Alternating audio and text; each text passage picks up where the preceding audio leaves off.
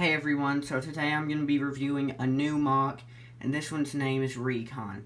He took me about 45 minutes, and he's over 100 pieces, and he wasn't really challenging at all. None of his pieces were hard to find, and all of his techniques are definitely legal, and no pieces are just kind of barely hanging out.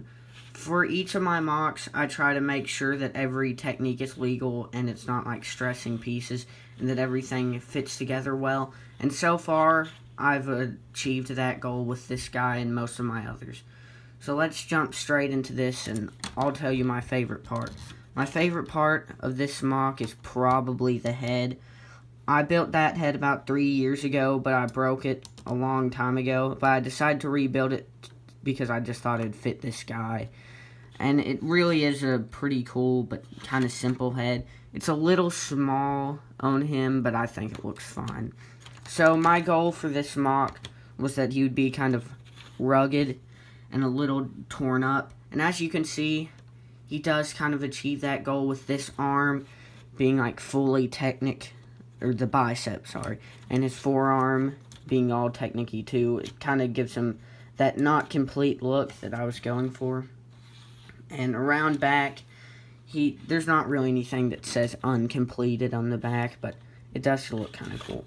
So his stomach definitely is one of my favorite details besides the head, because it's in the center and it's all, I don't know, rugged and technological. I don't exactly know why it's my favorite part.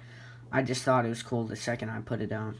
And another detail I really like is this wire going around his head. It's kind of like a stopper.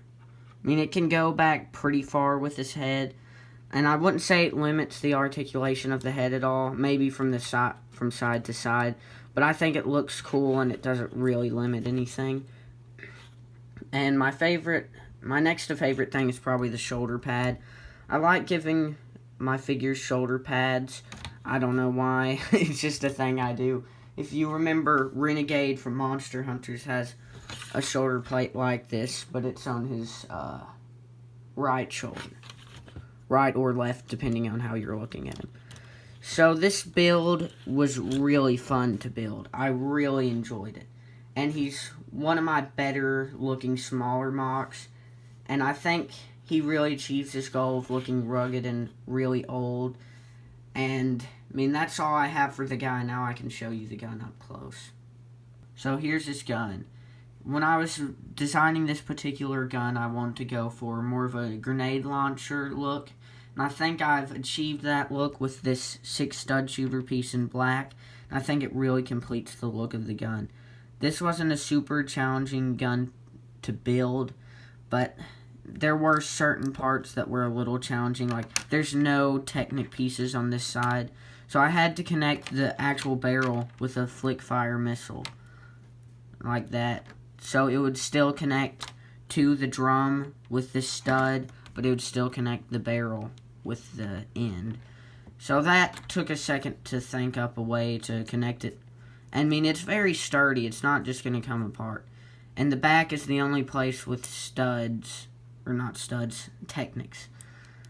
And it all locks together pretty well, and I think it looks very good for what it's supposed to be.